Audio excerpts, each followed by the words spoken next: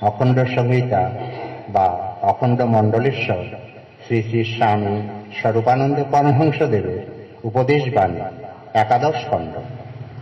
নববর্ষের উপদেশ। চতুর্দিগস্থ চারিপাশটি গ্রাম হইতে কয়েকজন উপদেশার্থী আসিয়াছেন। শ্রী শ্রী বামুনি উপদেশ করিলেন, অশ্রদ্ধার অন্ন গ্রহণ করবে না। অস্পৃশ্য নিচ কুলোদ্ভব ব্যক্তিকেও সাক্ষাৎ মহেশ্বর জ্ঞানে সম্মাননা দেবে।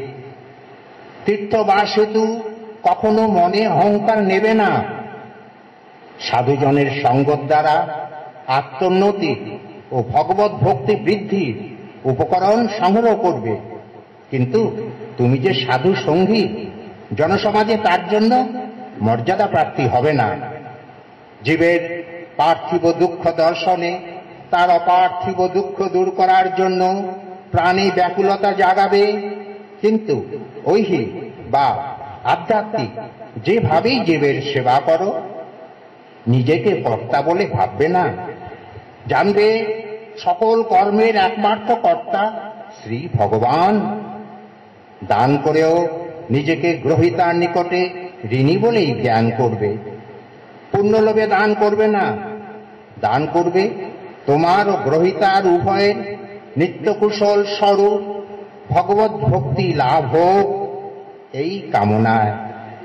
ভগবানে একনিষ্ঠ ভক্ত ব্যক্তি বাধ্যত কোনো অন্যায় আচরণ দেখলে তার অন্যায়কে বিস্তৃত হয়ে তার ভক্তিকে অনুকরণ করতে চেষ্টা করবে এবং নিন্দা না করে লোকের আত্মোন্নতির সহায়তা করবে।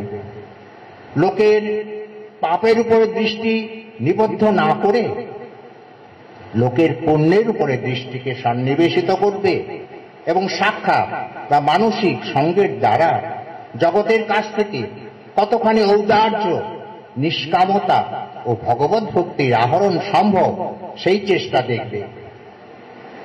ভগবানের সৃষ্ট একটি জীবকেও তোমার পর বলে মনে করবে না। সকলের প্রতি আত্মীয় জনচিত প্রেম ও ভাব পোষণ করবে।